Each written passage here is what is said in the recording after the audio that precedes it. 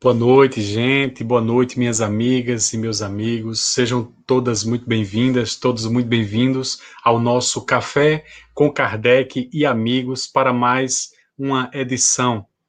Mais precisamente, nesse dia 6 de dezembro do ano 2021, estamos iniciando o nosso 81º Café com Kardec e Amigos, numa parceria com os canais Rede Amigo Espírita, TV7, TV Secal, Rádio Portal da Luz e Web Rádio Fraternidade, numa produção do canal Seridó Espírita.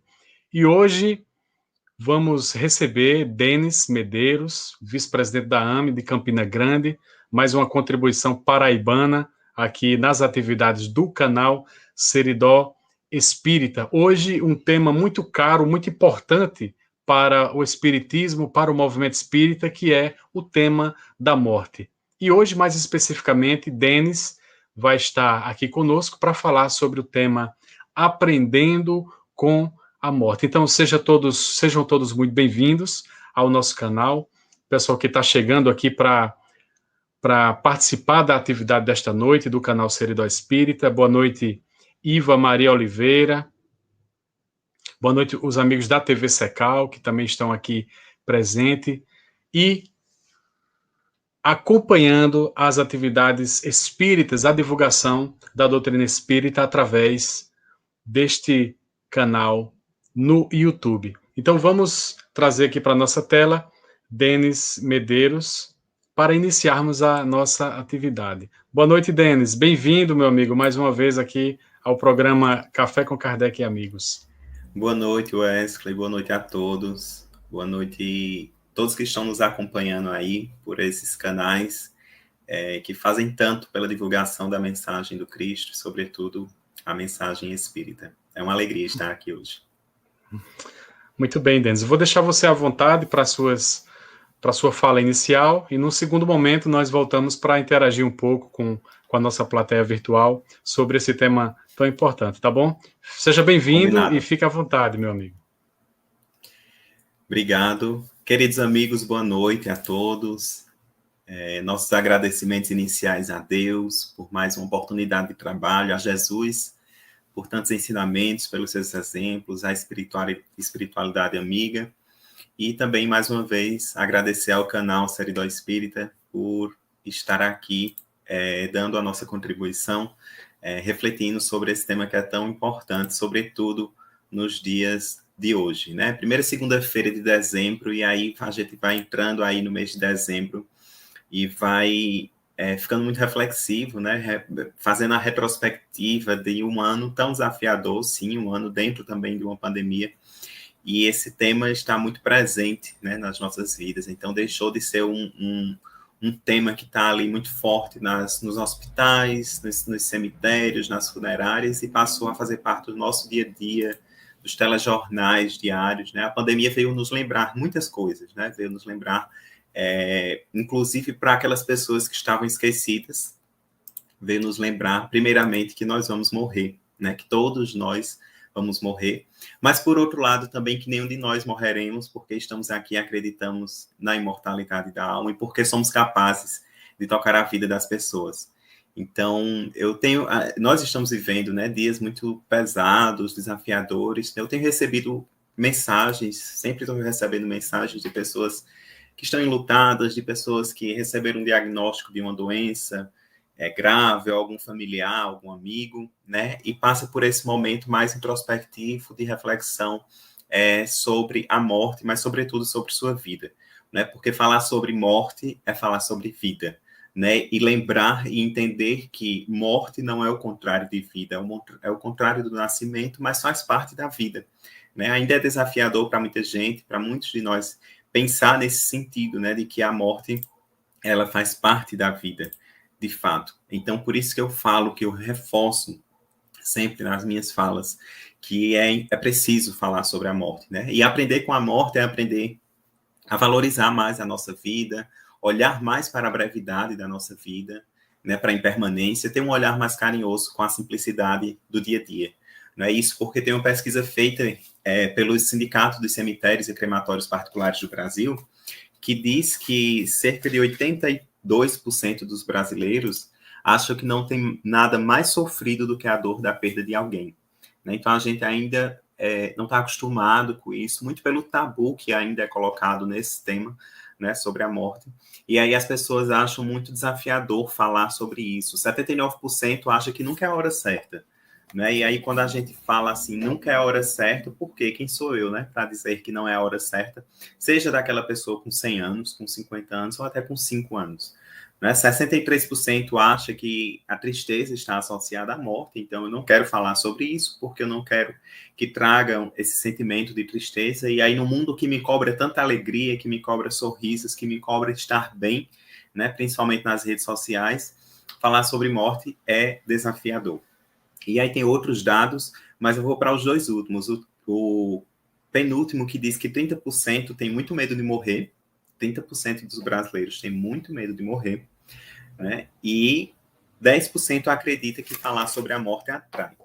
Né? Então veja como ainda tá muito, como é preciso falar muito mais, porque aí são aquelas pessoas que batem na madeira 3 vezes para isolar a morte, que não quer falar sobre a morte, que quer deixar sempre de lado isso, né? Que não quer falar nem o nome morte. Né? Inclusive fizemos uma postagem com o nome morte agora, mês passado, dia de finados, o dia ou véspera, alguma coisa assim, e uma pessoa disse que era mais interessante, que era mais bacana ter colocado um dia de saudade e não o nome morte, né? Quer dizer, nem o nome as pessoas querem falar.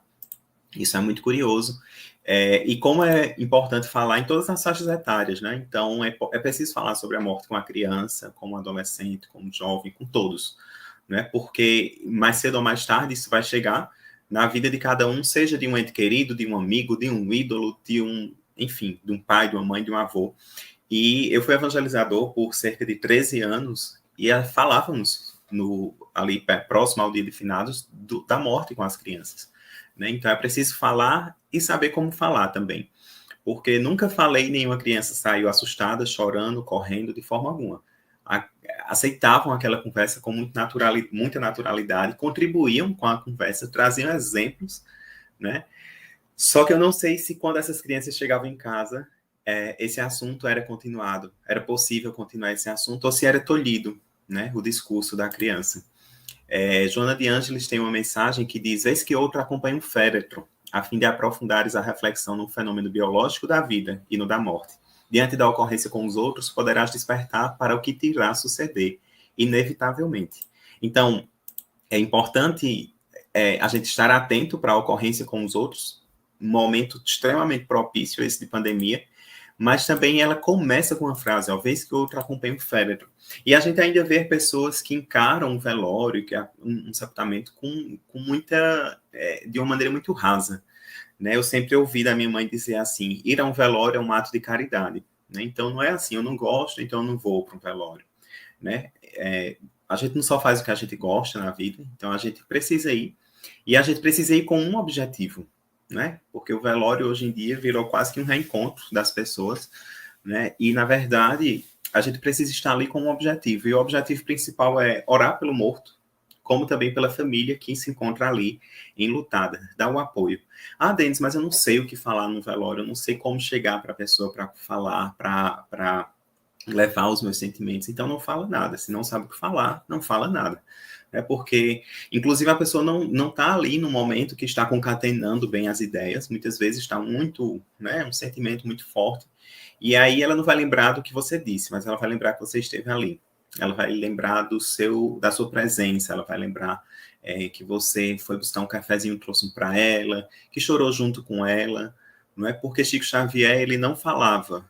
Ele não chegava para as pessoas, para as mães, por exemplo, que o procuravam, pelo fato das cartas, né, psicografadas, ele não chegava para dizer toda a teoria da doutrina espírita, explicar como era, o que é que acontece. Não, ele chegava, abraçava e chorava junto.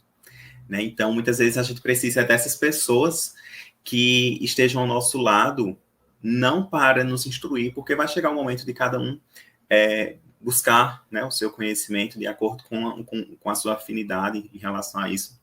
Mas a gente precisa contar com pessoas assim. E como a gente precisa contar com pessoas assim, a gente precisa também ser essas pessoas, né? Porque muitas vezes a gente pensa só no que a gente vai receber e às vezes esquece de como a gente precisa também ser essas pessoas para outras pessoas. Tem uma mensagem que eu vi no Instagram que diz que estamos todos na fila. Eu achei bem interessante, eu não vou ler toda, que é bem longa, mas eu vou ler um trechinho que ela diz assim: a cada minuto, alguém deixa este mundo para trás. Não sabemos quantas pessoas estão na nossa frente, não dá para voltar para o fim da fila, não dá para sair da fila e nem evitar essa fila. E aí ela vai dizendo tudo que a gente deve fazer e como a gente deve levar uma vida para aproveitar da melhor forma. E lá no finalzinho ela diz: esteja preparado para partir a qualquer momento. Você não sabe o seu lugar na fila, então se prepare para deixar aqui apenas boas lembranças. Suas mãos vão embora vazias. Não dá para levar malas nem bens. Prepare-se diariamente para levar consigo somente aquilo que tens guardado no coração. É da autora Andréa Henrique, e essa mensagem, ela corrobora a mensagem também de Joana de Ângeles, que adverte lá no Vida Feliz também, para a gente pensar em termos de vida eterna e pensar na morte todos os dias.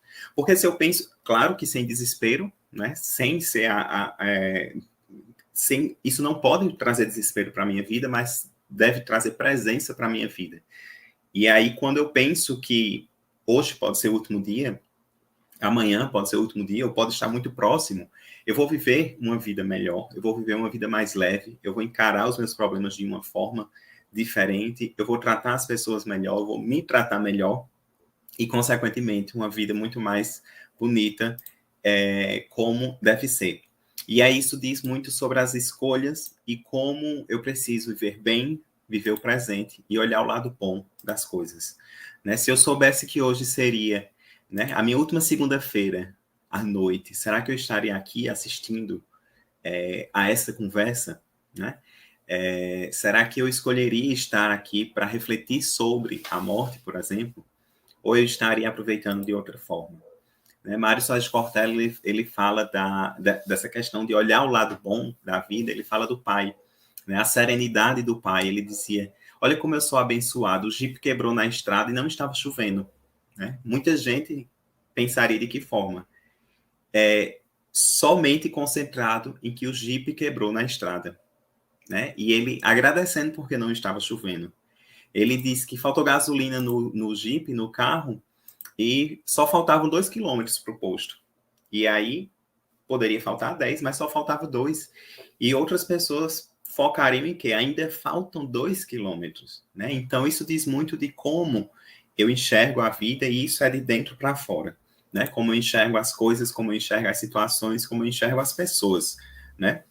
Em 2019, se eu não me engano, eu li 2 livros bem bacanas, que não são espíritas, mas que trazem reflexões muito importantes sobre esse tema, sobre a morte. O primeiro é A Morte é um Dia que Vale a Pena Viver, de doutora Ana Cláudia Quintana, né? E ela é uma médica oncologista que trabalha com cuidados paliativos em São Paulo, e ela traz muitas reflexões bacanas aí, como, por exemplo, será que um dia as pessoas conseguirão desenvolver uma conversa natural e transformadora sobre a morte? Né? Então, veja, encarar com naturalidade, né, se familiarizar com isso, como também se utilizar dessa situação, dessa temática, para transformar a minha vida. E ela traz uma reflexão também, que eu acho bem bacana, que morreremos antes da morte quando nos abandonarmos. E morreremos depois da morte quando nos esquecerem. Então, morreremos antes da morte quando nos abandonarmos é justamente quando eu não estiver vivendo da melhor forma. Tem uma frase de Oscar Wilde que ele diz: viver é a coisa mais rara do mundo. A maioria das pessoas apenas existe. Então eu estou vivendo de fato, ou estou apenas existindo, vendo os dias passarem, né? E morreremos depois da morte, quando nos esquecerem. As pessoas vão nos esquecer quando eu não for capaz de tocar os seus corações, tocar as suas vidas, né? Então, como é importante eu deixar algo na vida da pessoa, né? Nas vidas das pessoas, deixar uma mensagem, deixar uma contribuição, deixar algo positivo, para que as pessoas lembrem, né, de mim de uma forma positiva.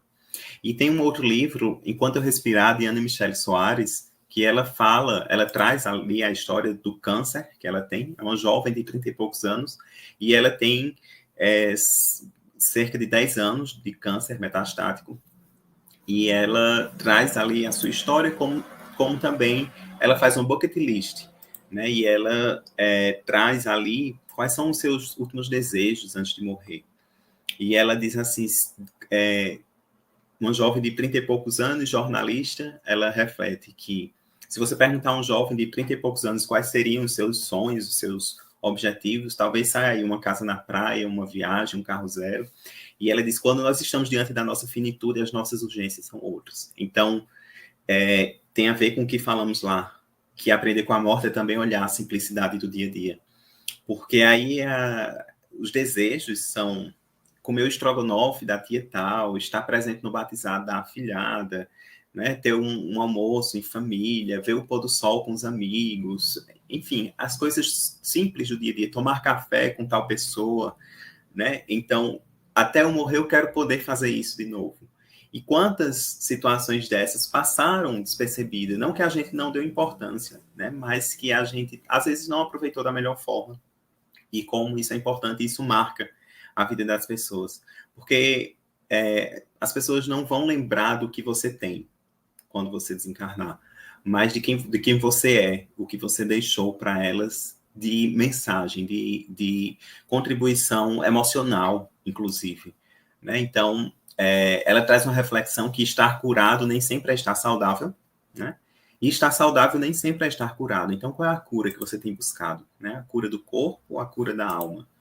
Né? E ela traz na contracapa do livro que esta não é uma história sobre o câncer, é sobre viver, sobre vivência, sobre dançar com o tempo. É sobre amizade, sobre não ter medo de sentir, sobre querer o milagre da boa morte e sobre querer chegar ao final com a certeza de que a jornada foi uma experiência extraordinária.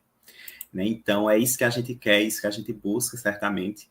Entender que quando as pessoas estão ali diante da sua finitude, todos nós estamos, não sabemos quanto tempo nos resta, né? Mas a gente precisa tentar amenizar os nossos arrependimentos, que todos nós os temos, né? Amenizar isso e entender que a gente precisa viver uma vida mais leve para diminuir, por exemplo, os arrependimentos que a enfermeira australiana ela traz no seu livro Os 5 Principais Arrependimentos das Pessoas Antes de Partir.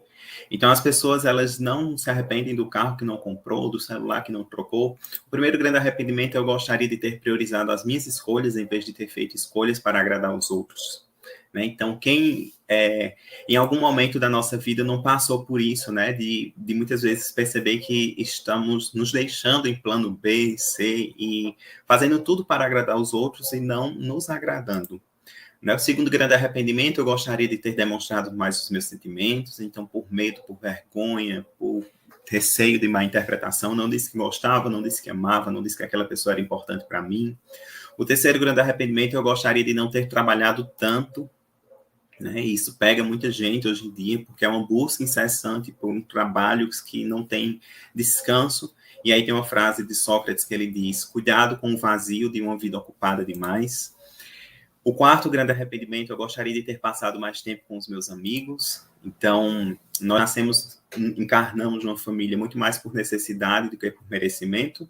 E aí a gente sempre tem algo a ser resolvido ali, alguma celeuma ali a ser trabalhada, e é preciso trabalhar, empreender esforços para isso, mas a gente, ao longo da vida, precisa de amigos, temos oportunidades de construir amizades, mas muitas vezes a gente vai soltando as mãos dos amigos. E o quinto e último grande arrependimento, eu gostaria de ter me feito mais feliz. Veja como é forte isso e como é algo que a gente não quer levar para os nossos últimos momentos. Eu gostaria de ter me feito mais feliz. Porque a gente vai sentindo quando a nossa finitude vai chegando, quando os órgãos vão desfalecendo, e a gente começa a fazer aquela retrospectiva e a gente pensa, será que eu vivi uma vida que valeu a pena? Né? Será que eu estou saindo desta encarnação melhor do que a que cheguei? O que foi que eu fiz na minha vida? E aí é muito desafiador você levar esse sentimento de que eu gostaria de ter me feito mais feliz. Né? Então, eu fiz tudo para deixar todo mundo feliz, para agradar tantas pessoas, e eu não me fiz feliz. Né? Então, a gente precisa diminuir isso, né? E a gente só diminui isso pensando na morte, pensando na vida. pensar na morte sem aquele medo da morte. Muita gente pensa, diz que tem medo da morte, mas eu tenho medo de morrer, ou eu tenho medo de como eu tenho medo da morte, ou eu tenho medo de como eu vou morrer. Né? Tem gente que diz, eu tenho medo de morrer afogado, de altura, queimado, enfim, de várias formas. Ou eu tenho medo de chegar ali nos meus últimos dias e ter um, ou 2, ou 3, ou 4, ou 5 arrependimentos das pessoas antes de partir. Ou eu tenho medo de sentir dor no processo ali do desenlace, ou eu tenho medo de, quando eu chegar no plano espiritual, eu sentir um remorso, um arrependimento, né? Ou eu tenho medo de não encontrar os meus entes queridos quando eu desencarnar. E aí tem uma pesquisa que diz que 28% das pessoas têm medo de estar só, por isso que é importante a gente cultivar os amigos, os familiares. 19% tem medo de sentir dor, o Livro dos Espíritos vem falar sobre isso. 19% tem medo de ficar acamado. Eu tenho medo de ficar acamado porque eu acho que deve ser incômodo, ou porque eu sou aquela pessoa que diz, eu não gosto de depender de ninguém, né? Então, de repente, as coisas acontecem para nos trazer lições, né? Então, muitas vezes essa fala nos mostra muito do nosso orgulho que a gente precisa ir minimizando também. 19% tem medo de deixar os filhos também, né? Então, eu preciso falar isso com os meus filhos. Eu preciso falar sobre a morte com os meus filhos. Na pergunta 154 do Livro dos Espíritos, tem, é dolorosa a separação da alma e do corpo? E a espiritualidade responde que não.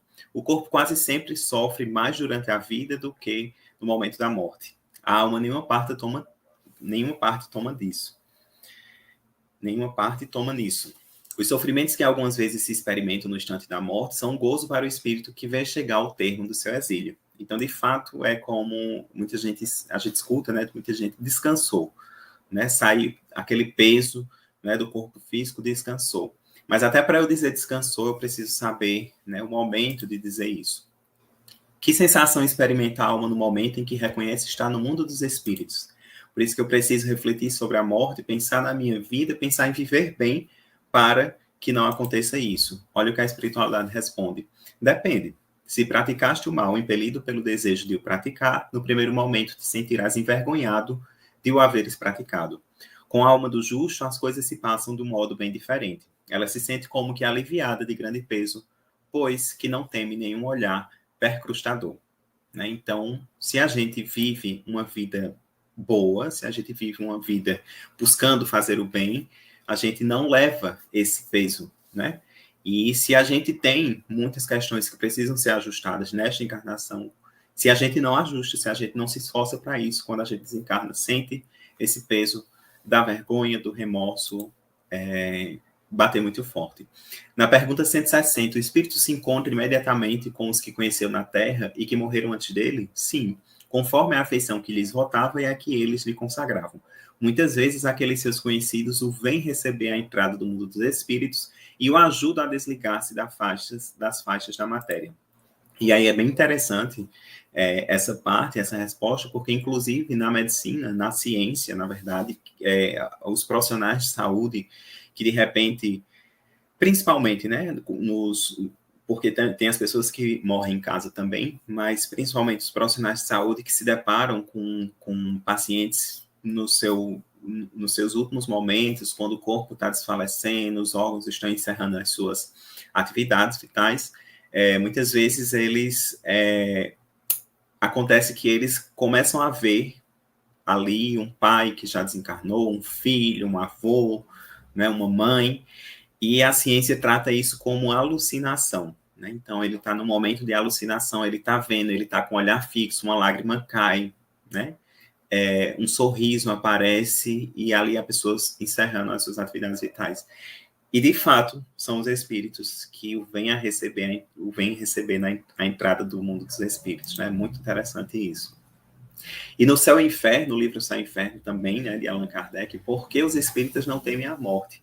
Né? 30% lá na pesquisa diz que dos brasileiros que têm medo da morte, eu acredito que ainda tem muito espírita que pula a página ali do Evangelho mais rápido nesse tema, porque não quer falar sobre isso também, infelizmente. Mas aí o livro O Céu e o Inferno diz que a doutrina espírita transforma completamente a perspectiva de futuro. A vida futura deixa de ser uma hipótese para ser uma realidade.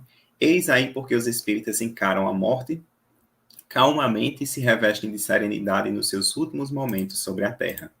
Né? Então, veja só que como é interessante isso e como é pelo menos um direcionamento para que a gente possa encarar desta forma, né? Com serenidade, com calma, seja a nossa própria morte, ou seja a morte de um ente querido, né? Para que a gente vá diminuindo qualquer tipo de revolta, qualquer tipo de desalinho, né? Nosso em relação a esses acontecimentos, porque vai acontecer mais cedo ou mais tarde, e a gente precisa estar instruído sobre isso. Né? E a gente precisa ir se acostumando, se familiarizando, como sendo um processo parte da vida. E aí eu estava vendo, antes de entrar aqui nessa conversa, que são cerca de 616 mil mortos, mais de 616 mil mortos por Covid, né, no dia de hoje. E aí, só Covid, né? Fora as pessoas que estão morrendo por acidentes, outras doenças, fatalidades, enfim. E tem uma pesquisa que diz que para cada pessoa que morre, ficam cerca de 10 pessoas enlutadas. Então, a gente está indo ao centro espírita, a gente está indo ao supermercado, a gente está indo ao consultório médico, a gente está indo a vários locais e encontrando pessoas que a gente nem imagina que estão enlutadas. A gente tem vivenciado um luto coletivo, e aí tem a ver com o que eu disse, né? Eu tenho recebido mensagens de pessoas que estão enlutadas, que estão passando por um momento desafiador, pessoas que estão conhecendo, por exemplo, o projeto que a gente tem aqui em Campina Grande, o projeto Ame, Consolando e Abraçando Corações. É um projeto de acolhimento a pessoas enlutadas, funciona de 15 em 15 dias e na modalidade online, né? Antes da pandemia acontecia na AME, presencialmente, mas em função da pandemia a gente foi para online. E aí o lado positivo também, né? A gente tem acolhido pessoas de várias partes do Brasil. E é um projeto de compartilhamento, de escuta, né? Um projeto de troca de experiências. E o mais bacana é ver que alguns voluntários, eles chegam dilacerados, com o coração partido realmente pelo luto, e aí vão trabalhando esse luto, e alguns deles hoje são voluntários. Não significa dizer que o luto encerrou, que estão bem, que estão... Né? Não, são dias e dias, mas que já estão mais preparados e conseguindo administrar melhor isso dentro de si. Porque, como a gente diz lá no projeto, é preciso viver o luto para não viver de luto. Porque aí, quando eu vivo de luto, aí já se transforma num luto patológico, eu já preciso buscar outras alternativas. De todo fato, de toda forma, aliás, é preciso buscar ajuda, né, no luto, porque muitas vezes os familiares, a gente já não aguenta mais aquela conversa, ou por outro lado, evitam a conversa, os amigos também, há uma cobrança social, ou para você ficar bem, ou para você não falar sobre isso, e você quer falar sobre o seu luto, e aí por isso é importante grupos como esse, tem vários no Brasil, e fora também do Brasil, grupos como esses, uma terapia, o que for, né? A gente está em 2021, a gente não pode ter preconceito com terapia, com psicólogo, com psiquiatra, a gente precisa buscar as nossas melhoras, né? O atendimento fraterno na casa espírita, como é importante, né? Há pouco aqui nos bastidores a gente estava falando, né, de um atendimento fraterno para uma pessoa que procurou a casa espírita aí do Rio Grande do Norte, não sei exatamente qual foi a casa, mas como é importante. Tem várias casas espíritas espalhadas no Brasil, né, que está fazendo esse trabalho e com certeza amenizando e trabalhando essas dores com as pessoas. Né? Uma sabedoria, eu saber que eu não posso mudar a situação e entender que o luto não é um trajeto, não é um tempo determinado. Aliás, que o luto não é um tempo determinado, é um trajeto. É um trajeto que nos leva à direção de uma reconstrução, é algo simbólico. É importante também eu perceber que eu não posso reduzir ninguém à sua morte, né? Porque a morte foi só um evento da vida daquela pessoa.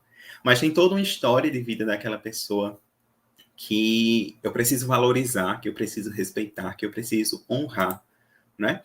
No projeto Consolando Corações, um dos últimos encontros que tivemos foi falando sobre a importância de falar e de ouvir, né? E a gente lembrou que falar é curar também, falar cura, né? E ouvir é um ato de caridade. A gente fala muito hoje em dia e a gente escuta pouco. E a gente precisa ouvir mais as pessoas e encontrar pessoas que nos ouçam. Por isso que é tão importante projetos como esses, que é importante a terapia, por exemplo.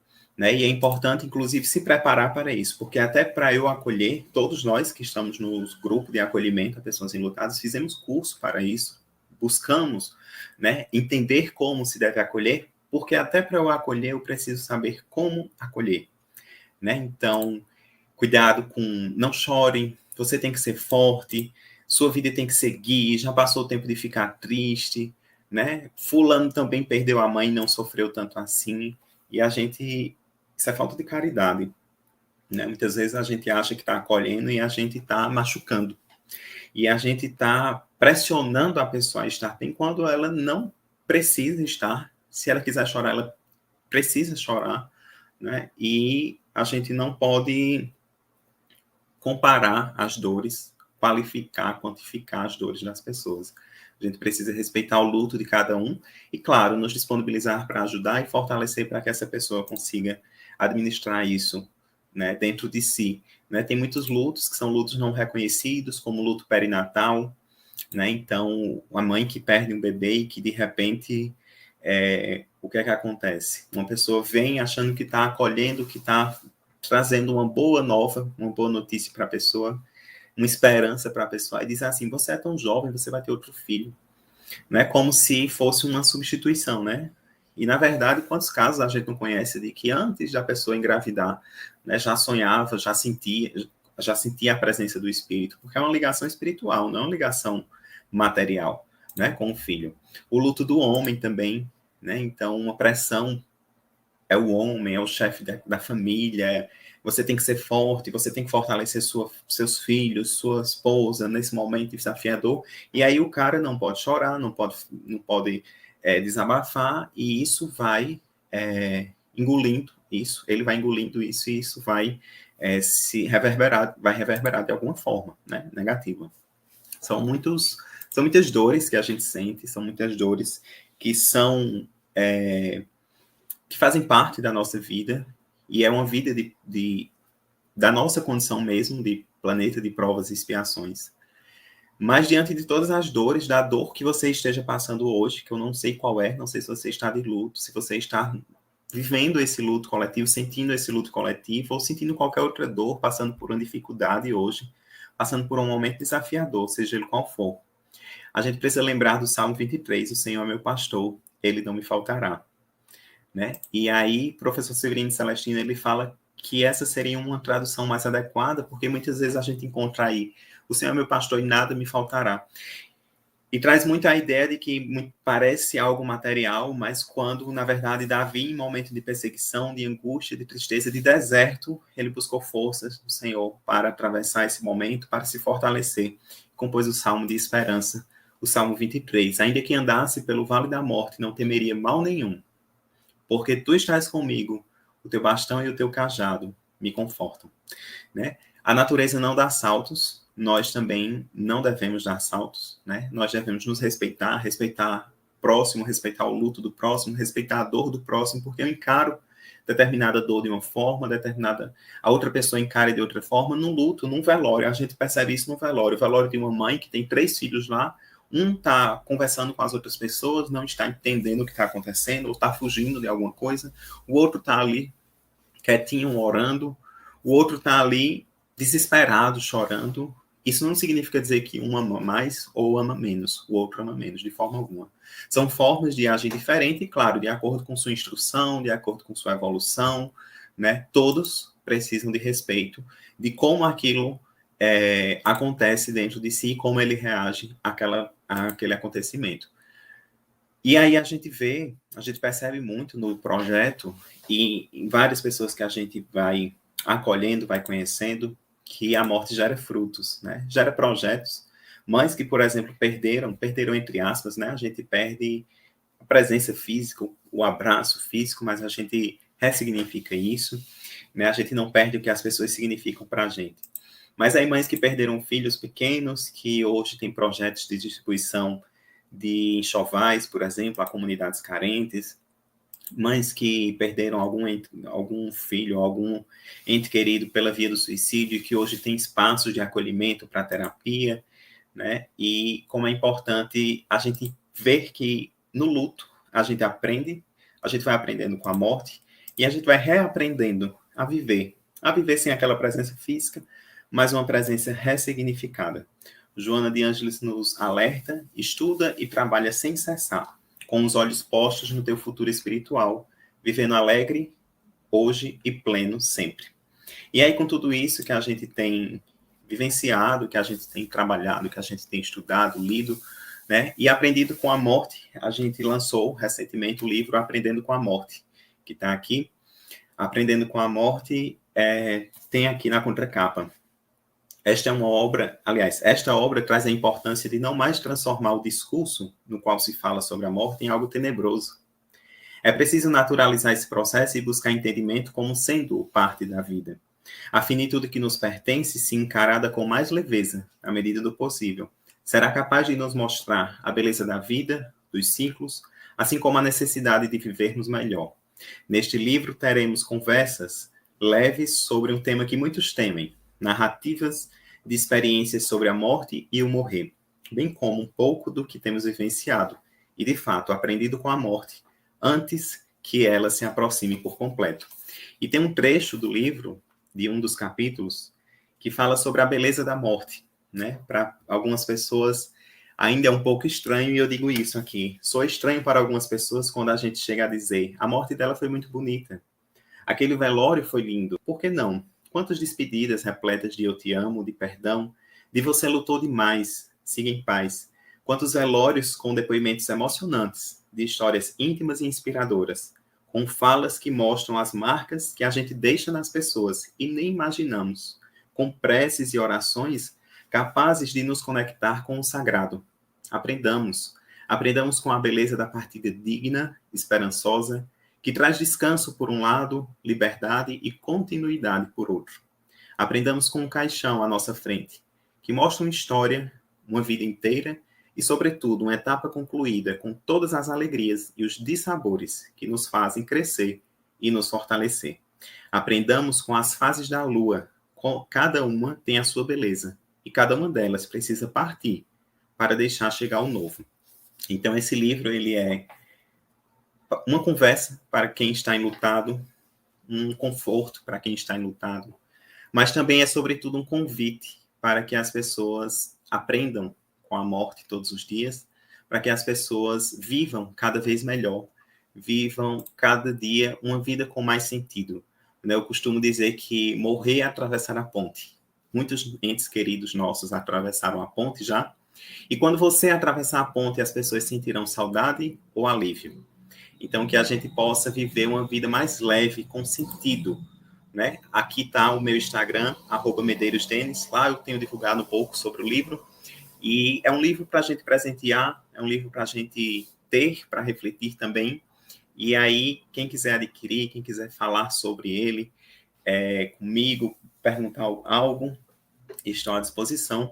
Fico muito feliz por estar aqui hoje, por essa conversa, e que a gente possa aprender sempre com a morte. Agradecer pela vida, e a gente agradece a Deus pela vida, vivendo bem todos os dias, vivendo uma vida com sentido, uma vida mais leve.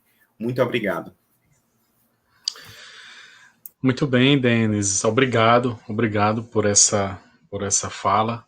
Nós temos uns depoimentos, umas perguntas, participações importantes aqui nos comentários, mas vamos então trazer um momento de arte, a de arte espírita, e em seguida nós partimos aqui para o diálogo com os nossos amigos que estão na bancada virtual. Vamos trazer aqui, amigos, o pessoal do coral Pátio Roro, que é da Federação Espírita do Rio Grande do Norte, de Natal, que fazem um trabalho muito bonito de divulgação da música espírita. E coral tem tudo a ver com esse clima natalino, né, que nós estamos entrando nesse mês de dezembro. E como dizia Chico Xavier, estamos todos com saudades de Jesus. Então vamos ver a canção dos amigos do Pátio Roro de Natal.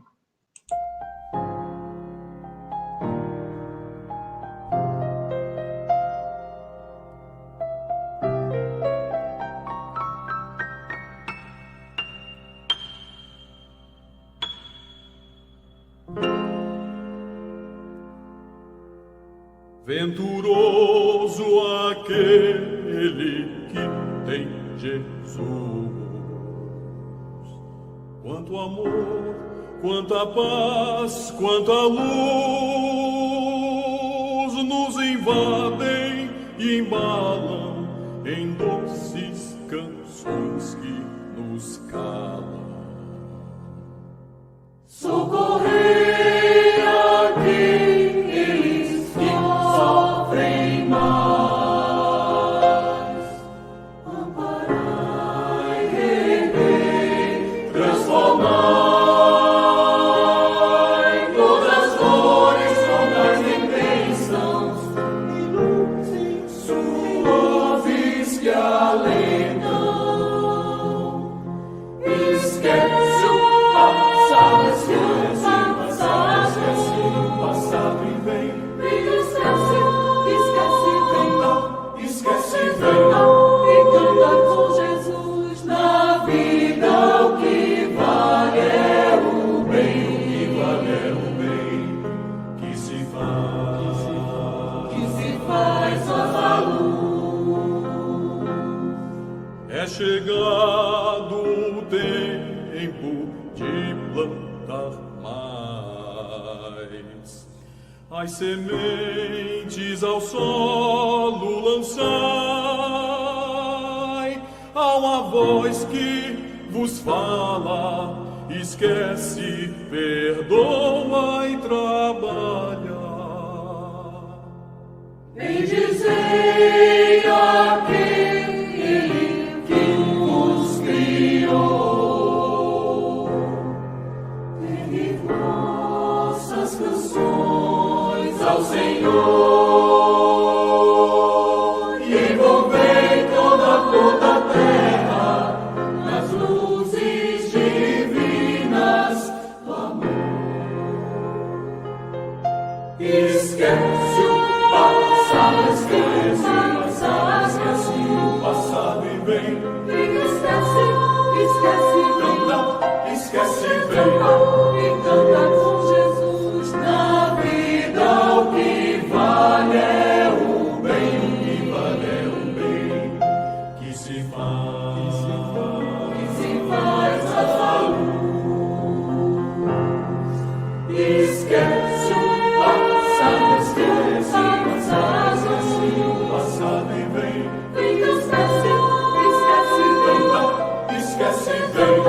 E canta com Jesus na vida. O que vale é o bem, o que vale é o bem que se faz a luz.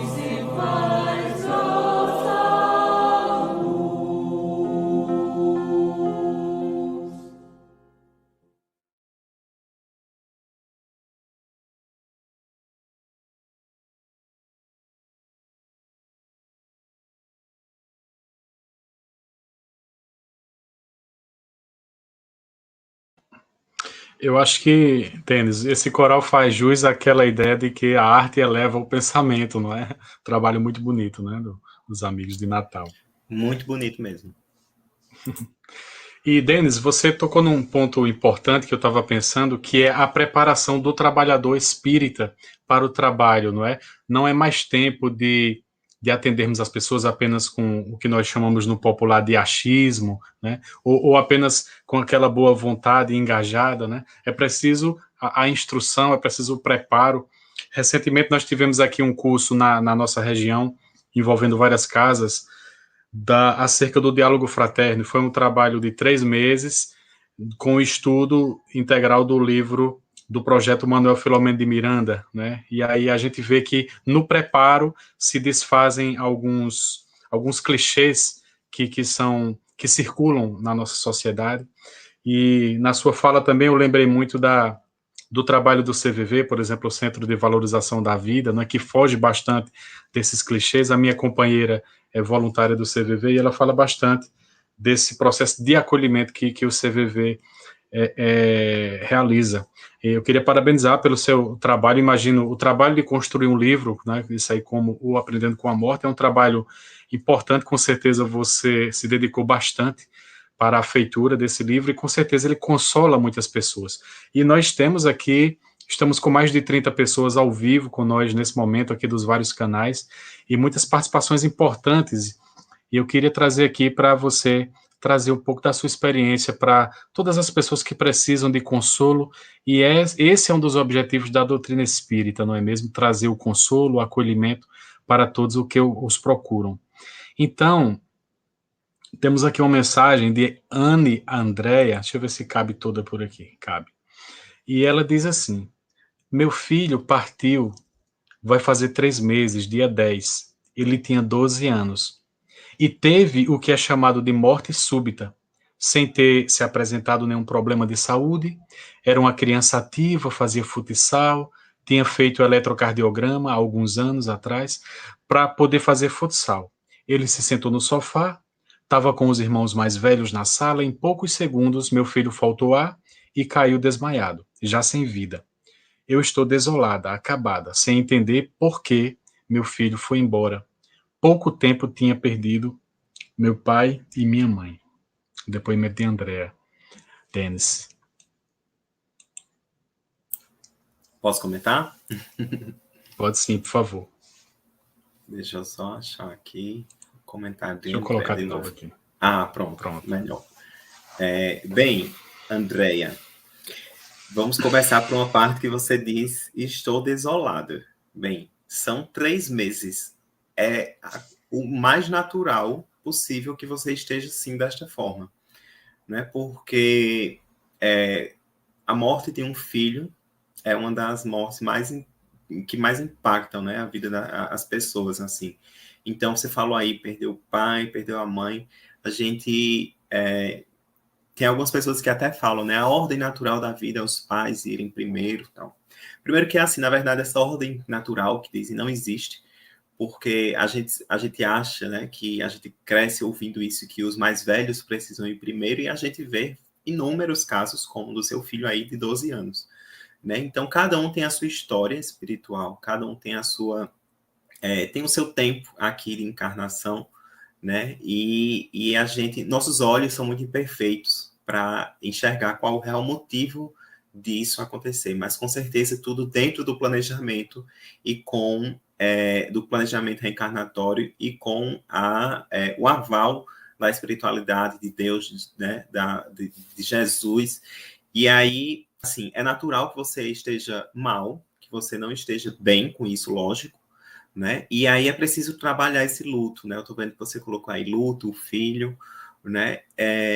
Já enfrentando um luto dos pais também, o luto dos seus pais, mas aí eu costumo dizer que só em você estar aqui, para outras pessoas, para tantas outras pessoas que eu vejo que trazem alguns depoimentos quando estão assistindo a uma conversa minha, ou alguém que comprou o meu livro e que manda uma mensagem: eu estou passando por isso e li seu livro, isso me ajudou muito. E eu digo, só em você estar buscando isso já é muito bom, já é um passo. Né? Talvez não seja o passo que você acha que poderia dar, mas é um esforço muito grande, porque é um esforço você escutar tudo que eu falei, você lembrar do seu filho, você lembrar do seu pai, você lembrar de sua mãe, né? Então, é preciso se respeitar, preciso entender que é um momento, mas aí a gente se esforçar para administrar isso melhor em mim, dentro de mim, né? Então, de fato, se você presenciou, não sei se você presenciou, mas os irmãos presenciaram, então, às vezes a cena é muito forte, né? E aí você fica com aquilo, e não adianta eu dizer... tira essa cena da sua mente, né? Porque não se tira dessa forma. É só trabalhando o luto, né? E cada um no seu tempo, né? Antigamente as pessoas diziam assim: o luto da mãe é de 1 ano, o luto do irmão é de 3 meses, como se fosse assim: passou 3 meses, eu não sinto mais, eu não sofro mais, eu não choro mais. E a gente sabe que não é assim, né? Cada um vive de uma forma, cada um elabora o luto de uma forma. É um processo. E aí é um processo que eu vou reaprendendo a viver. É como a criança que está começando a andar. Eu vou reaprender a andar sem a presença daquele filho, né, sem a presença daquele irmão. Então, você está buscando, isso é muito importante. Então, é buscar um grupo de apoio, é buscar a casa espírita, é buscar um psicólogo, se for um caso, é buscar um psiquiatra, se for um caso, se precisar, né, de remédio. mas, como a gente fala, viver o luto para que você consiga elaborar o mais rápido possível, sem cobranças, né? Sem cobranças, sem comparando com aquela outra pessoa que você conhece ou que disseram que conhece, que também perdeu um filho e que faz tanto tempo e ela já está bem, ela já está sorrindo e ela já está fazendo isso ou aquilo. Não, se você não sente vontade de fazer isso, você não faz. Se você sente vontade de chorar, você chora, né? Mas aí a gente vai, com o tempo, percebendo que, com a ajuda dos amigos da casa espírita, das preces, principalmente das preces, que isso só você pode fazer por você, né? Claro que a gente tem pessoas que vibram por nós, mas a sua prece, a sua conexão com ele, porque ela não acabou, ele continua vivendo, só que ele não está vivendo ali no sofá assistindo com os irmãos, não está ali no futsal, ele está dentro de você. Né? Então, o seu filho, ele deixou de existir fisicamente, mas ele não deixou de viver nas suas memórias, no seu coração. Então, é preciso continuar essa ligação é uma ligação de amor, é muito forte, e claro, quanto mais a gente ama, quanto mais a gente tem uma ligação com o filho, ou com qualquer outra pessoa, mais o luto é desafiador, mais é desafiador a gente viver esses momentos iniciais. Na verdade, a gente costuma dizer que o primeiro ano, né? O primeiro ano, você faz 3 meses, o primeiro ano é muito difícil. Então, é quando vai passar Natal, Ano Novo, aniversário do ente querido, Dia das Mães, né? Todas essas datas, a primeira vez vai ser muito forte, né? Mas depois você vai conseguindo administrar isso melhor dentro de você, para que você continue dizendo que são 2 filhos, acho que tem mais 2 filhos, né? Eu tenho 3 filhos, um está no plano espiritual, os outros estão aqui, e o amor é o mesmo por todos. Então, meus sentimentos para você, André, que realmente você deve estar passando por dias desafiadores, mas saiba que você tem uma espiritualidade amiga, que está ao seu lado, que está lhe fortalecendo, mesmo quando você acha que não, quando você acha que está sozinha, né, que está vibrando por você, e principalmente o seu filho, né, está já em outra dimensão, mas estar conectado com você pelo laço de amor que vocês têm e lhe fortalecendo. Então, converse com ele, né? Converse com ele, mande mensagens para ele, mande homenagens para ele, cante para ele, faça suas preces por ele. Muito bem, muito bem. Vamos para a nossa segunda interação. Temos uma mensagem aqui de Dilce Ribeiro, deixa eu colocar na tela aqui. Muito bem. Denis, a Dilce, ela coloca assim: minha sobrinha teve uma parada cardiorrespiratória, tendo seu cérebro comprometido. Aconteceu no dia 29/11, cedo. Então, no dia 3/12, confirmada a morte encefálica. Foi doadora. Nos entregaram o corpo dia 4/12. Nossa, muito recente, né? Essa semana mesmo. Para despedida, muito dolorido. Quando é uma pessoa jovem, 46 anos, não estava doente, peço prece. Também gostaria de saber sobre a doação, se o espírito sofre. Uma pergunta interessante. Dilce, nós vamos colocar, viu, o nome da sua sobrinha no nosso grupo de prece aqui, e vou passar para a Denis falar um pouco também sobre esse luto. E a pergunta que ela faz aí, Denis, sobre a questão da doação dos órgãos, né? Se há algum sofrimento para o espírito.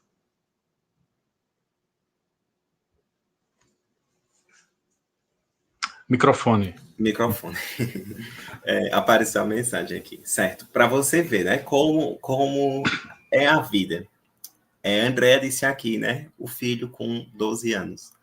Aí vem Dilce Ribeiro e diz, tão jovem, com 46 anos. Na verdade, a gente vai achar sempre os nossos entes queridos jovens, né? Seja a idade que for, na verdade, a gente ainda tem um apego, a gente ainda quer a presença daquela pessoa, entendo, e faz parte dessa nossa faixa de evolução mesmo, né? É muito recente, né? 3 meses era recente, agora faz 2 dias, né? Então, e veja, 2 dias que encerrou aí o processo, mas que a morte, ela já vem, que o luto ele já vem sendo elaborado, né? Há um tempo, há uns dias, porque não foi exatamente o dia 4 agora, né? Que a gente já sabia que isso aconteceria.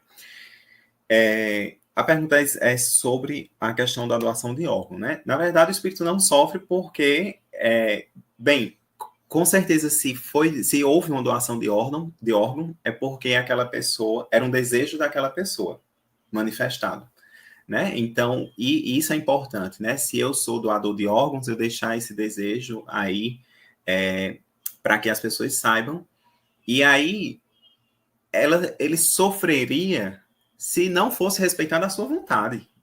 Por outro, isso sim, né? Então, se foi respeitada a sua vontade, ele está bem, ele está feliz porque ele é o espírito, porque está contribuindo com a vida de outras pessoas, né? Mas tanto para uma doação de órgãos quanto para um processo de cremação e tudo, é preciso ter ali um tempo, né? Porque existe a diferença entre morrer e desencarnar.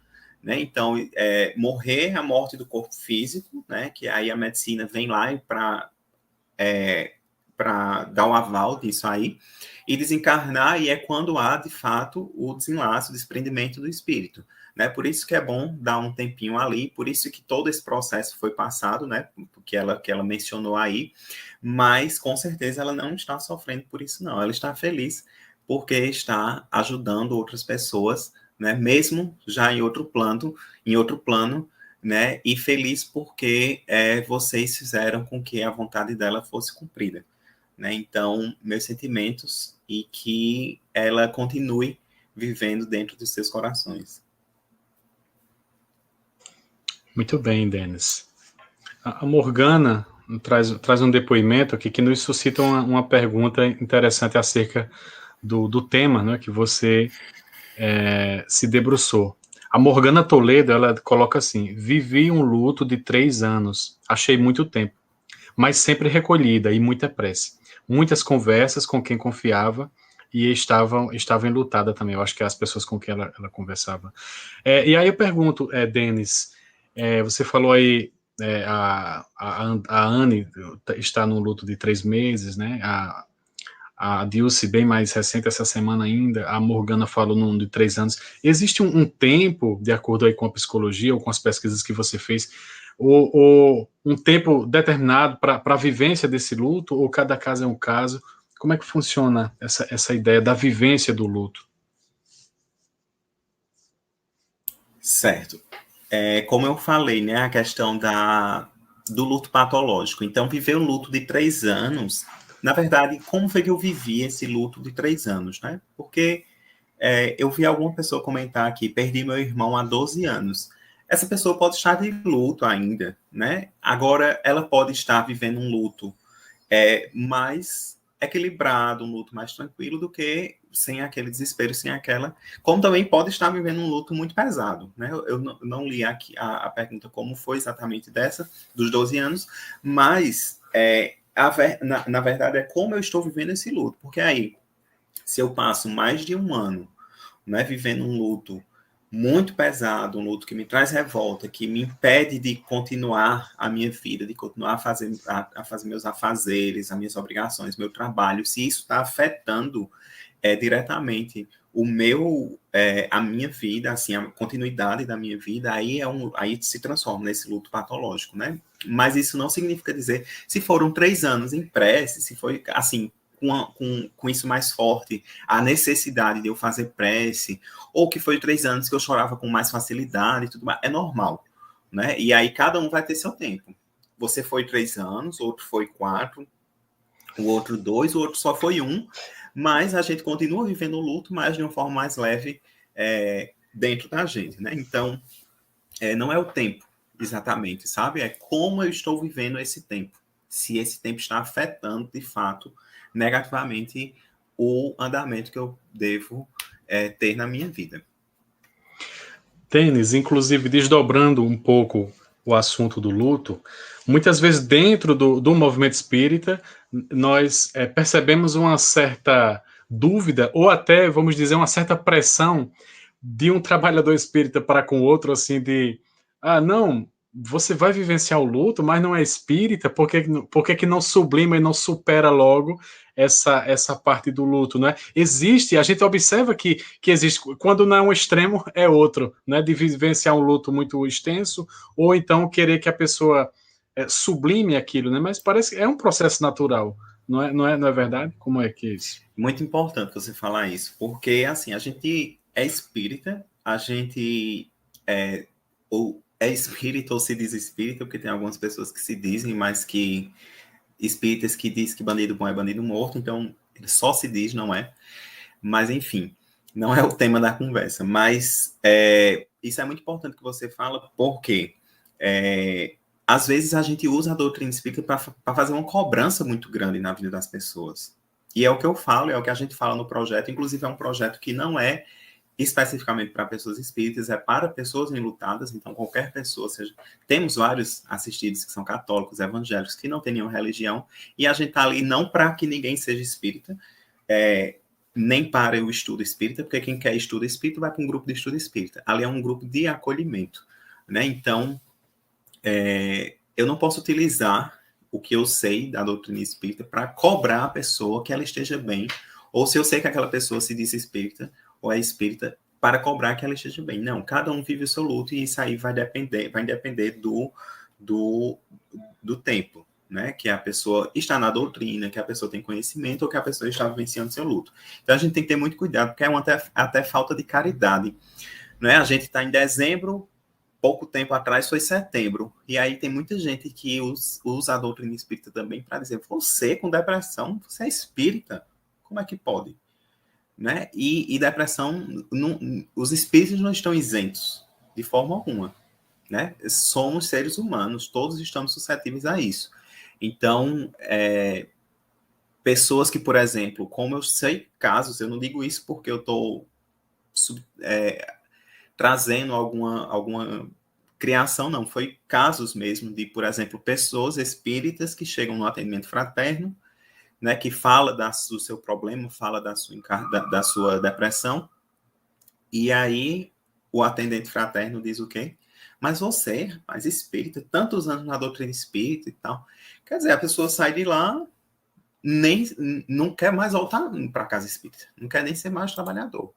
Né? Inclusive, então eu não posso utilizar a doutrina espírita para essa cobrança da pessoa, seja no luto ou seja em qualquer outra questão. Você falou lá no início da questão do estudo, né, do trabalhador. Como eu falei, a gente precisa ter competência para acolher, como a gente precisa ter competência para fazer um atendimento fraterno e para tudo. É estudo de todos os âmbitos. Né? Então, a gente tem que ter cuidado com... Chega uma pessoa nova na casa espírita com seus problemas, aí tem casa espírita que diz assim, pronto, a gente vai fazer... Você vai para a reunião pública e tal, mas eu vou botar você lá na evangelização, para você começar a trabalhar. Como se fosse assim, a evangelização vai e trabalhe, e cadê o estudo dessa pessoa? Porque ser evangelizador não é porque eu vou falar com uma criança de 5, 6, 7, 8 anos, que eu vou falar o que eu acho, o que eu conheço da vida. Não, eu preciso ter feito cursos para ser evangelizador, eu preciso ter didática, eu preciso ter conteúdo. Né? Então, isso chega gente com problema. Outra coisa, vai desestabilizar a evangelização, né? E as crianças. Então, não é assim. Bota na evangelização para trabalhar. Cada trabalho na casa espírita é importante.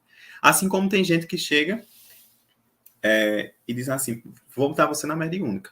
Cadê o estudo todo que tem que ter para você entrar numa mediúnica? Né? Eu já cansei de dizer em palestras que atendimento fraterno não é o que eu acho ou o que eu faria se fosse eu. Né? Porque eu não estou na situação, não sei. É aquilo que a doutrina espírita fala sobre isso e você vai levar para casa, refletir e tomar sua decisão. Né? Então, a gente tem que ter muito cuidado com o que a gente tem de doutrina espírita e como a gente passa e como a gente quer cobrar das pessoas que são espíritas também. Porque, às vezes, muitas vezes, quando eu faço isso, é uma falta de caridade com o trabalhador espírita. Perfeito. Novamente, a nossa amiga Morgana Toledo, ela pede uma orientação, entende? Ela diz assim, essa aqui já tem a ver com as nossas expectativas com relação à mudança dos outros. Ela diz assim, minha mãe e filha morrem de medo da morte. Eu não tenho medo. Minha mãe, com 79, morre antes de morrer de medo da morte. Não gosta nem de falar. Não sei mais o que fazer para ajudá-la. O que fazer para ajudá-la? Pois é. Faz 2 semanas que uma pessoa, uma filha também, veio falar comigo, de sua mãe, que tem 100 anos, e que ela está extremamente angustiada. Por quê? Porque a irmã dela, com 104, desencarnou. A outra, com 100 e pouco, desencarnou. Ela já completou 100. Então, ela está vendo que está chegando o momento dela. Né? Porque eu acho que ela não está pensando que vai viver 110, 115. E aí ela está preocupada. Ela está angustiada porque vai morrer. Né? E aí ela veio me perguntar o que é que eu faço. Né? E qual é o discurso dela? Eu não quero ir deixar meus filhos. Enfim, né? Os filhos com 80 anos, com 70, com 65 anos.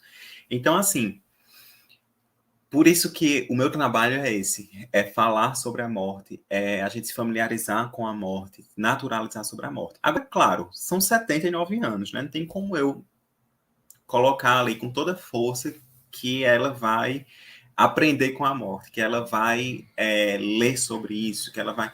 Então, é tentar inserir a conversa de uma maneira mais natural possível, né? Sem estar associando morte à tristeza, trabalhando como algo natural, né? De repente trazer algum livro que fale sobre isso de uma maneira leve, alguma mensagem, ler junto, fazer um evangelho. No evangelho, bota aquela mensagem inicial sobre a morte. Aí agora, se a pessoa morre de medo da morte, aí tem meu livro, Aprendendo com a Morte. Aí eu não indico, né? Porque aí o título ela já não vai querer ler.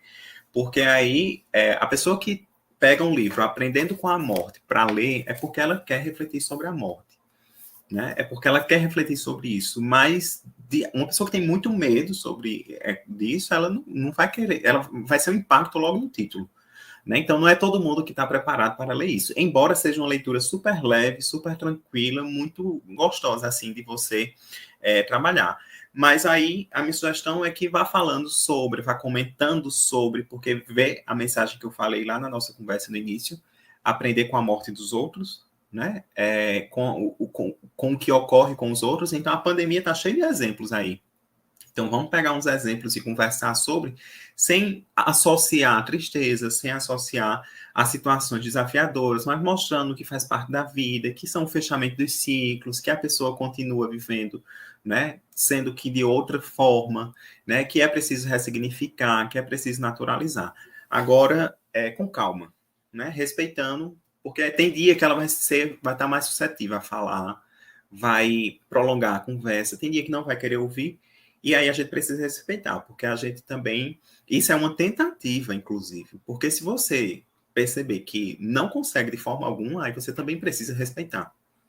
Né? Aí precisa respeitar, porque a gente não pode, como dizem aqui, né, enfiar de goela abaixo o que a gente acredita, o que a gente acha, o que a gente sabe na vida das pessoas. Seja ela minha mãe, meu pai, meu irmão, meu filho, meu amigo, ninguém. Né? A gente precisa respeitar o tempo de cada um. Né? Isso é como palestra espírita, né? Quantas vezes a gente vai para a palestra espírita e o palestrante está ali falando de um tema, aí eu fico pensando, fulano era para estar aqui, cicrano era para estar aqui, não, era você para estar ali. E se fulano, se você chamou e não foi, é porque ele não está preparado para ouvir aquilo, não é o momento dele ouvir aquilo, mas é o seu momento de ouvir aquilo. Né? Então, aos poucos a gente vai introduzindo o tema, para quem ainda acha tenebroso, como eu falo lá no livro, né? Para quem acha ainda que é um tabu, né? E claro, com 79 anos, aí tem que ser com bem cuidado, com bem carinho, para não querer forçar nada, né? Muito bem. Vamos trazer aqui mais uma participação, já estamos encaminhando para a parte final da nossa conversa, mas temos uma questão interessante aqui da Marlene Harenberg. Boa noite. Minha mãe desencarnou há 2 anos. Hoje seria aniversário dela. Aí imagine como a Marlene está reflexiva hoje. Até hoje eu sinto pegando o telefone para lhe ligar. Eu sinto essa sensação, Marlene, com relação ao meu pai, que desencarnou há 3 anos, né? E aí parece que a qualquer momento ele vai entrar pela porta da sala e eu vou ouvir a voz dele. A gente tem essas sensações, né?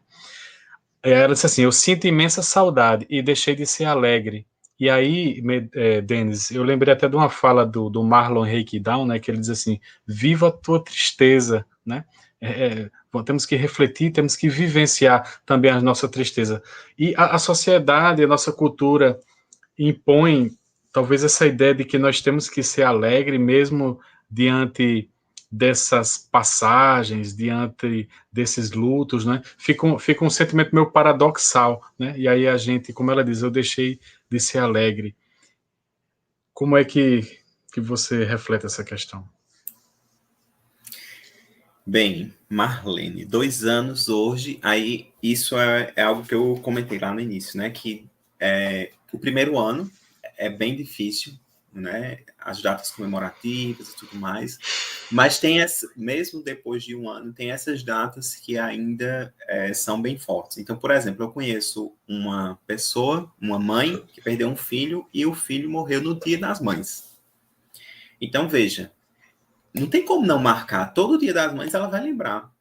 E veja o desafio de ela continuar, tentar continuar, ter um Dia das Mães mais leve, porque tem outros filhos. Né? Então, hoje seria o aniversário dela. Com certeza, até hoje eu sinto pegando o telefone para ligar. Veja como é algo mais comum do que a gente pensa. O Wesley acabou de falar também.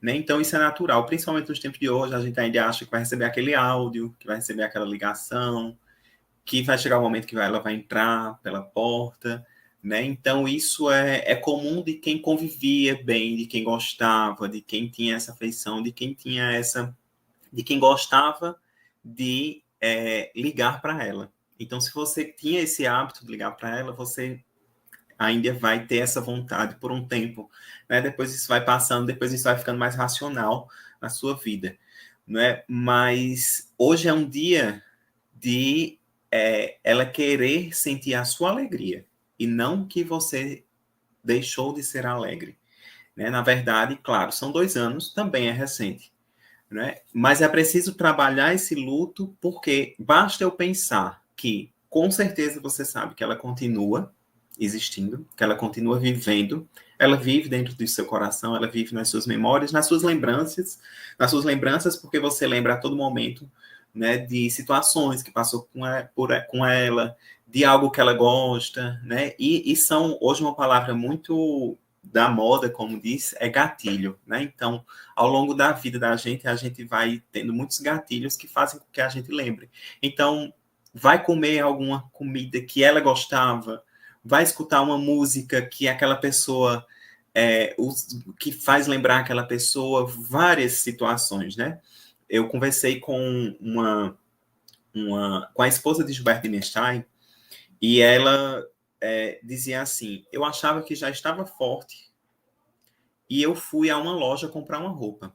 Quando eu cheguei lá, eu desabei no choro, porque era uma loja que eu ia com ele comprar roupa, e eu não lembrava. Só lá que ela sentiu aquela sensação. Então, ao longo da vida, a gente vai passar por essas situações, né? Então, tu pode colocar o Wesley aí de novo, só para eu lembrar de uma palavrinha que ela colocou. A gente vai ter essas sensações, mas aí eu preciso, é exatamente isso, o finalzinho da frase dela, deixei de ser alegre. Basta eu pensar que, como ela continua, só que ela continua, como eu disse no final da minha fala, do outro lado da ponte, basta eu pensar, será que ela estaria feliz se soubesse, se me visse dizendo isso, mandando uma mensagem para a Denis dizendo que eu deixei de ser alegre? Ela não quer isso. Ela quer que você continue a sua vida. Ela quer que você continue vivendo da melhor forma possível, claro, que dentro das limitações que a gente tem de saudade, né, de falta que as pessoas nos fazem, as pessoas que a gente ama. Então, um esforçozinho ali diário, né, todos os dias, uma esperança diária, uma esperança todos os dias de que amanhã vai ser melhor, que eu vou voltar a sorrir, que eu vou ter um sorriso sincero, que eu vou ter dias alegres, mesmo sentindo a falta da minha mãe ou do ente querido que for. Muito bem. Temos mais 2 participações para nos encaminharmos para o final. O Valdomiro Denis, nos diz o seguinte: como ajudar uma mãe que perdeu sua filha e guarda todas as coisas da filha, não mexe em nada do quarto da filha e vai ao cemitério toda semana? Certo. Vamos lá, Valdomiro. Provavelmente essa mãe não é espírita, né? Porque se ela vai ao cemitério toda semana, ela acha que ali está tendo uma conexão, vai ter um encontro com a filha, e na verdade ela não está lá, né? O que está lá é o corpo. E inclusive dia de finados, não necessariamente eu preciso ir para o cemitério, eu preciso ter mentes e corações direcionados para as pessoas, para que elas não sejam esquecidas, né? Ou pelo menos se sintam esquecidas. Mas respeitar o momento de cada um. Isso é fundamental. Então, se ela sente a vontade de ir toda semana para o cemitério, tudo bem. Mas aos poucos a gente vai esclarecendo que, seja no cemitério, seja em casa, seja lá em outra cidade, porque vai chegar o momento que ela vai precisar viajar e ela não vai conseguir ir toda semana para o cemitério. Ela não vai estar na cidade dela, né? Então, ela entender que a filha dela está aqui, está dentro dela e não está lá no cemitério, né? Mas se por esse momento ela está sentindo essa necessidade, tudo bem, né? Ela precisa ser respeitado isso aí. E a outra questão que ele fala é a do quarto, né? Que não mexe em nada. Então, guarda todas as coisas da filha. A gente precisa respeitar esse momento também, porque eu conheço bem de perto, assim, pessoas que diziam assim, nem tão cedo perdeu uma filha, por exemplo, com 9 meses, 10 meses, outra com 1 ano. Nem tão cedo eu quero ver roupa de criança na minha frente. Né? Não quero. E aí, ou trancou ali a porta do quarto e não tem coragem de entrar. Né? Mas vai chegar o momento que essa pessoa vai sentir a necessidade de entrar, de mexer, até porque se não mexer ali por muito tempo, alguma coisa vai acontecer, né? Poeira, enfim, mofo, o que for. Tem gente que vai mexer com 2 meses, tem gente que vai mexer com 6, tem gente que vai mexer com 1 ano, mas ir conversando que já pensou a caridade que pode ser feita com esses materiais que estão ali. Aquilo que eu falei de que a morte gera frutos, gera projetos, é um projeto de fato. O projeto Consolando Corações tem 2 mães que perderam crianças, bebês, assim, e que elas tinham exatamente esse sentimento. Não quero entrar no quarto da minha filha, não quero ver roupa de criança, não quero isso. Mas, e aí a espiritualidade, né, os direcionamentos que vêm do mundo espiritual, que a gente precisa estar aberto para sentir isso, fez com que hoje elas criassem o projeto Berço de Amor. Então, elas buscaram forças, se fortaleceram, entraram no quarto e disse, aqui tá as roupas dessas crianças, né? E eu não vou conseguir, e tem outras crianças que estão precisando disso. Elas pensaram muito assim. Lá no hospital onde minha criança estava, eu via mães que entravam sem condições nenhuma e que elas entravam e saíam sem ter uma roupa, sem ter um berço para colocar a criança. Então elas disseram, tudo isso aqui está parado. Eu vou começar a doar. Hoje elas doam constantemente enxovais, materiais para essas pessoas. Mas aí é preciso ter, é preciso respeitar o momento de cada um. Né? É preciso entender que eu não posso cobrar isso de uma mãe, porque é muito forte isso, na verdade. Né? Então, ajudar conversando, mas respeitando também o momento de cada um, porque cada um vai sentir quando vai estar preparada para isso. Muito bem. Vamos trazer uma última participação aqui de Luísa. Deixa eu ver aqui, Luísa Campos. Ela diz assim, eu gostaria de saber porque minha mãe partiu para o plano espiritual há 2 anos e 8 meses e sinto muito a falta dela.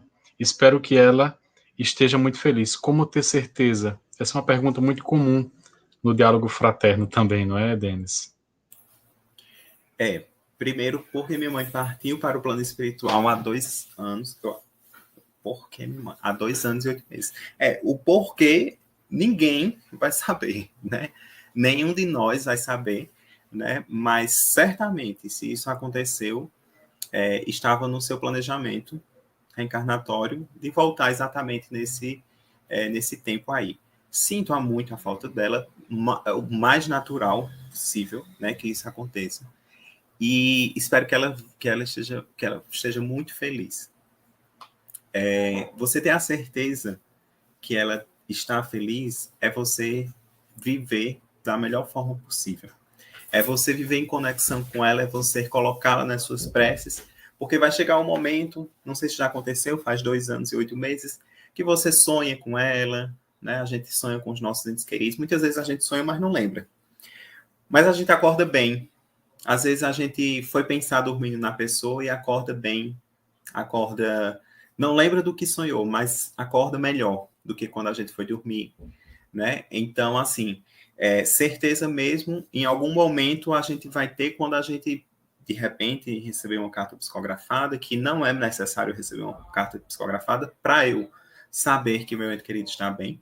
Até porque eu tive uma conversa, inclusive, com Célia Diniz, né, que ela recebeu uma carta de Chico Xavier da morte do seu filho, e ela dizia que, primeiro, você receber não significa dizer que vai encerrar o seu luto ali.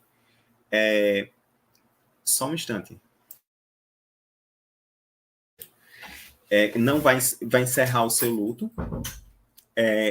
E como seria para as pessoas que não são espíritas e que não vão ter essa oportunidade de receber uma carta psicografada, né? Então, não é a última, é claro que conforta, né? É uma das possibilidades, mas é o sonho, é a sintonia que eu sinto por ela, as lembranças que eu tenho e que eu fico bem. Agora, toda vez que eu lembro, eu fico angustiado, né?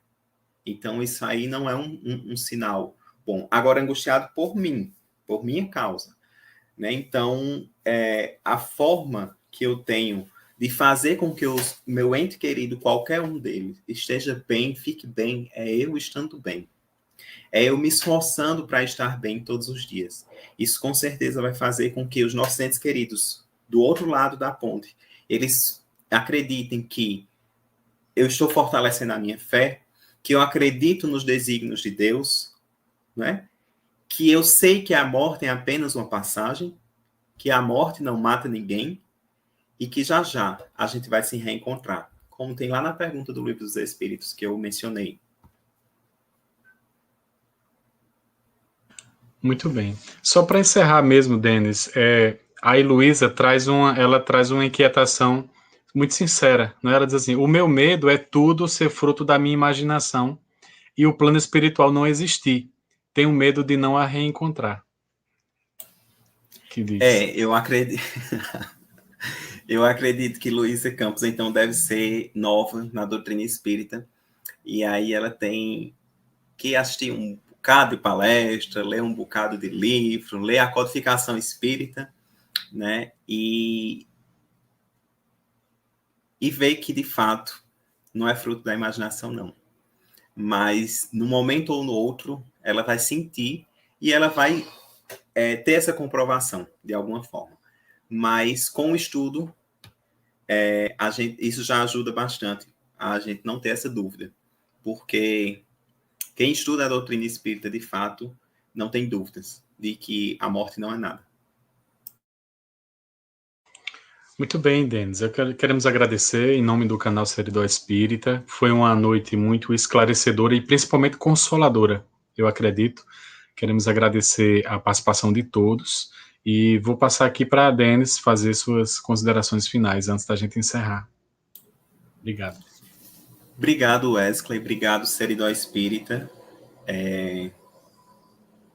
E, olha aí, Luísa, sim, estou começando agora, tenho me dedicado bastante para entender. Coisa boa, então você vai entender e você vai ver de fato que essa doutrina é muito esclarecedora e traz, tanto na codificação quanto na literatura espírita, de fato, é muito, muito densa, muito ampla, para que a gente possa, de fato, entender que a vida continua, né? A vida precisa continuar aqui e continua do outro lado. Então, eu agradeço demais essa conversa, esse bate-papo, tantas interações bacanas aí. Isso aí rende assunto para pelo menos umas 3 horas a gente passar aqui, né? Mas agradeço demais o convite, esse bate-papo, realmente o título desse programa, Café com Kardec e Amigos, é muito bom, né? Esse bate-papo, eu gosto demais de estar aqui, então agradeço e relembro que quem quiser, quem tiver interesse pelo livro Aprendendo com a Morte, busca lá no meu Instagram, que está aí, @medeirosdenis, que a gente vai ter a maior alegria de enviar para onde quer que seja, e com certeza, assim como lembrar que todos nós precisamos aprender com a morte. O título é Aprendendo com a Morte, no gerúndio, aprendendo, porque todos os dias é dia de aprender com a morte. E aí, perspectivas finitas e infinitas sobre a vida. Tem aquelas questões que passam, que fecham um ciclo, mas tem aquelas questões que continuam. E a vida dos nossos entes queridos continuam. Obrigado, Wesley. Obrigado a todos. Boa noite e até uma próxima. Maravilha, Denis. Receba o nosso abraço virtual. E boa noite a todos e todas. E até a próxima atividade do nosso canal Seridó Espírita. Assim, se assim Deus permitir. Um abraço a todos.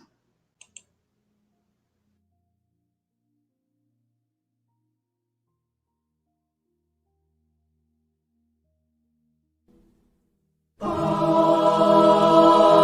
que estás no céu, ouve a nossa voz, todos os versos desta canção, abrindo o coração.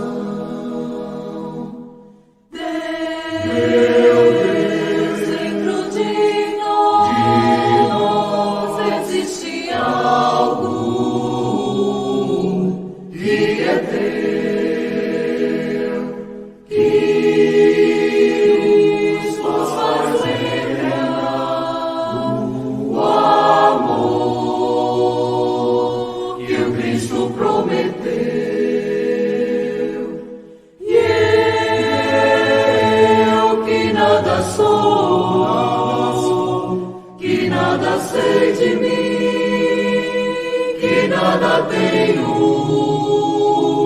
ensina a ser tudo em seu caminho. E eu que nada sou, que nada sei de mim, que nada tenho, ensina a ser tudo em seu caminho. Pai que estás no céu, ouve a nossa voz, todos os versos desta canção.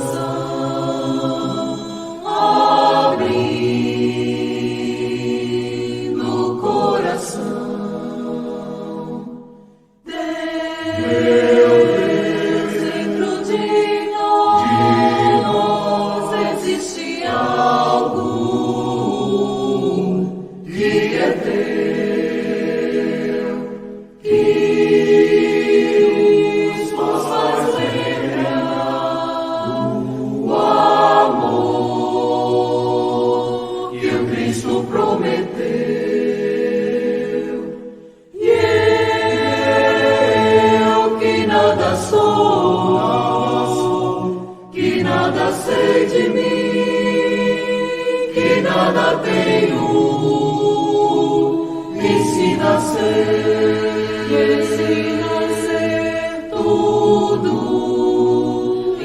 caminho. E eu que nada sou, que nada sei de mim, que nada tenho, me ensina a ser tudo em seu caminho.